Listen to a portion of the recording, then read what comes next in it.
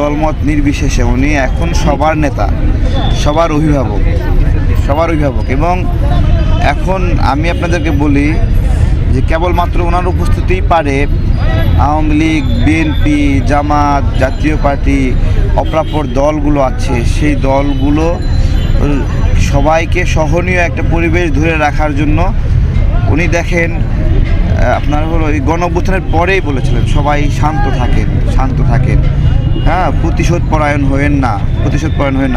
যেই সময় সবাই রাগ এবং ক্ষোভে ফুঁসে পড়ে জ্বালাও পোড়াও করছিল প্রতিপক্ষের উপরে, তখন উনি সবাইকে শান্ত থাকার কথা বলছিলেন।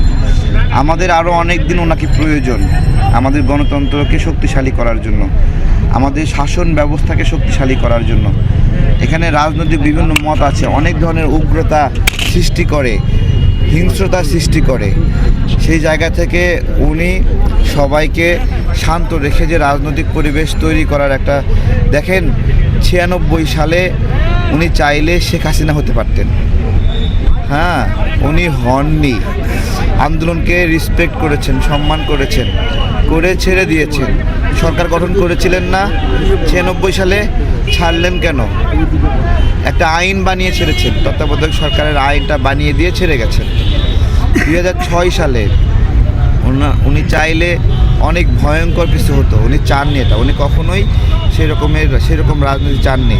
শহীদ প্রেসিডেন্ট জিয়াউর রহমানকে আমরা অনেক ভালোবাসি, কিন্তু বেগম জিয়া যে অবস্থানে এসে দাঁড়িয়েছেন, দেশের জন্য যে মায়া করেছেন, জনগণকে কখনো ছেড়ে যাননি, এই জায়গায় শহীদ প্রেসিডেন্ট জিয়াউর রহমান এবং তার সহধর্মিণী একটা কাছাকাছি জায়গায় পৌঁছে গেছেন, অনেক ক্ষেত্রে ছাড়িয়েও গিয়েছেন। আমি বলতে চাই সবাই দোয়া করেন, গণতন্ত্রের মা, আমাদের মা, নির্দ্বিধায় বলে আমাদের মা, তার বেঁচে থাকা দরকার দেশের জন্য, আরও কিছুটা দিন বেঁচে থাকা দরকার, তাকে আমাদের খুব দরকার দেশের জন্য।